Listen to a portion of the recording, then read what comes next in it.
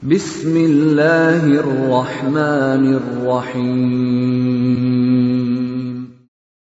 وَلْتَكُنْ مِنْكُمْ أُمَّةٌ يَدْعُونَ إِلَى الْخَيْرِ وَيَأْمُرُونَ بِالْمَعْرُوفِ وَيَنْهَوْنَ عَنِ الْمُنْكَرِ. Alhamdulillah wassalatu wassalamu ala rasulillah mabad. Allah berfirman, wajahidu bi amwalikum wa anfusikum. Berjuanglah kalian, berjihadlah kalian melalui hartamu dan dirimu. Hampir semua ayat-ayat berjuangan dan pengorbanan itu dimulai dengan bi amwalikum, harta kalian, harta kalian. Saya mengajak secara praktis dan kami sudah buktikan. Rp1.000 itu bisa luar biasa dahsyat. Bisa beli mobil, bisa buat kuburan, ya, bisa membangun masjid. Uang 1.000. Mari kita satukan uang 1.000 kita. Nanti kami jemput di rekening ini, insya Allah bisa kita buat. Di rekening ini insya Allah kita buat sebuah kekuatan umat dengan Rp1.000. Rp1.000 dahsyat. Assalamualaikum warahmatullahi wabarakatuh.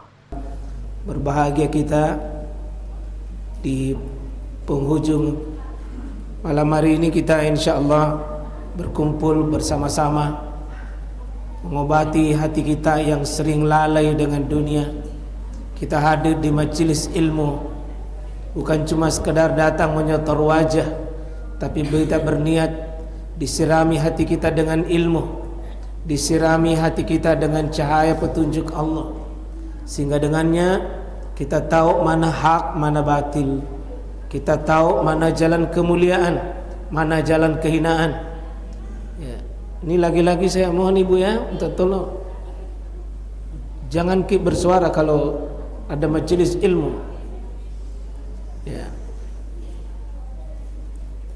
Ibu, ya, minta tolong kita sama-sama menjaga adab-adab ini. Bersama-sama kita menahan diri.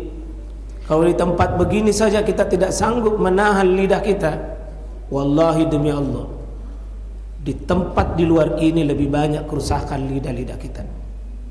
Di majelis ilmu saja tidak sanggup kita menghormati dan menahan pembicaraan yang bukan tempatnya. Lebih-lebih di luar majelis ilmu lebih banyak kerusakan lidah-lidah kita. Maka alhamdulillah di malam hari ini kita akan membahas satu tema yang berkaitan dengan masalah adab dan akhlak. Ya, malam hari ini kita bicara tentang bicara dengan fikih tetangga. Mudah-mudahan dengan dibahas ini masalah, kita mengambil bagian itu. Pertama, memilih orang-orang yang layak untuk mengurusi pertetanggaan. Karena ini urusannya Pak, bukan urusan masalah duniawi saja. Ini urusan banyak, urusan kemaslahatan umat. Ya. Menurut saya ini sejarah yang dicetak ini Pak Kafi ini, Pak Api ini, karena mungkin barusan diadakan pemilihan langsung ini rukun tetangga. Ya, dipilih RT. Semoga semakin berkualitas, perbaiki niatan yang jadi calon. Jangan karena janji-janji wali kota lalu kita mengambil, boleh diambil itu, tapi kita niat bahwa mengurus tetangga itu ibadah, dan bisa jadi banyak masuk surga karena bukan karena ruku, tak, bukan karena sujud, tak, bukan karena ya ibadah umrah dan haji, tak, tapi bisa jadi kita masuk surga karena tetangga tak.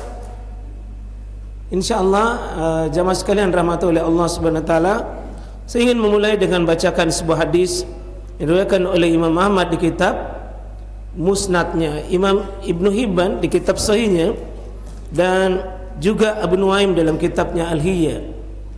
Dikatakan begini, bahwa arba'un minas sa'adah, 4 sebab seseorang itu bisa bahagia hidupnya, Pak. 4 sebab seseorang itu bisa bahagia hidupnya. Ya, kalau 4 ini Pak, cenderung kita meraih kebahagiaan, cenderung ada kekuatan. Yang pertama adalah al-mar'atus sholihah, perempuan atau pasangan hidup, wanita yang mengelilingi kita adalah wanita solehah. Ya. Saya ulangi. Kenapa orang bisa bahagia? Suami dapat istri, dia mar'atus solehah, itu sumber kebahagiaan. Jadi pasangan hidup itu Pak, sumber ketenangan hati itu. Kalau mau menderita hidup, juga disebutkan di dalam hadis arba'un minasyak, itu 4 juga sumber kecelakaan dan sumber musibah.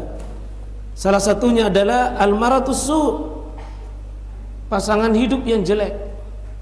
Dan salah satunya juga disebutkan adalah wal jarus soleh, tetangga yang baik, tetangga yang mulia, tetangga yang bisa memberikan ketenangan dan kebaikan kepada kita, tetangga yang membuat kita lapang, tetangga yang membuat kita tenang. Itu tetangga soleh. Pasti Pak, Bapak Ibu pernah merasakan bertetangga, ya?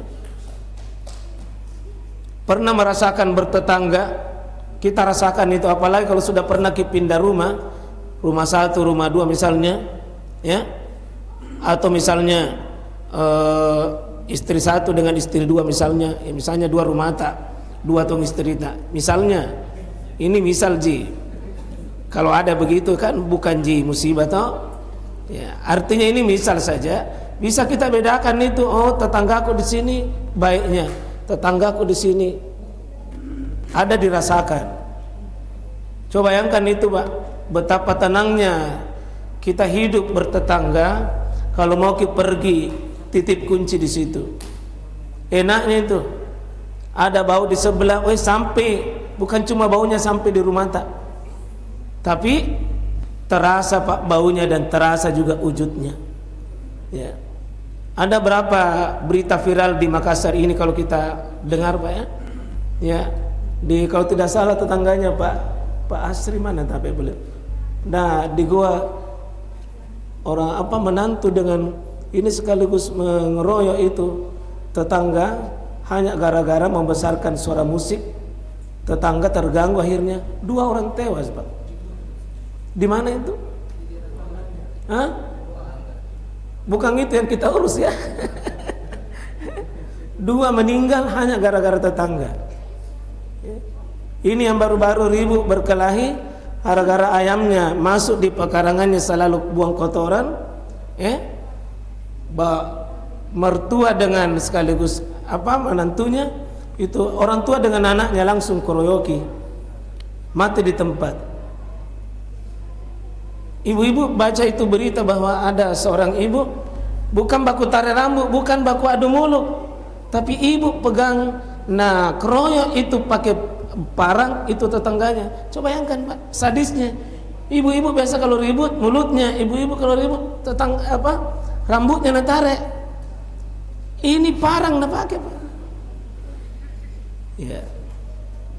Ini mungkin PR bersama bagi kita ini. Saya yakin kalau Bapak di sini terutama yang hadir tadi buka puasa Pak, mungkin tahajud kita sudah bagus. Mungkin bacaan Quran kita luar biasa. Ibadah Quran kita sudah bagus, ibadah sedekah kita bagus. Tapi coba kita cek bagaimana hubungan derita dengan tetangga kita.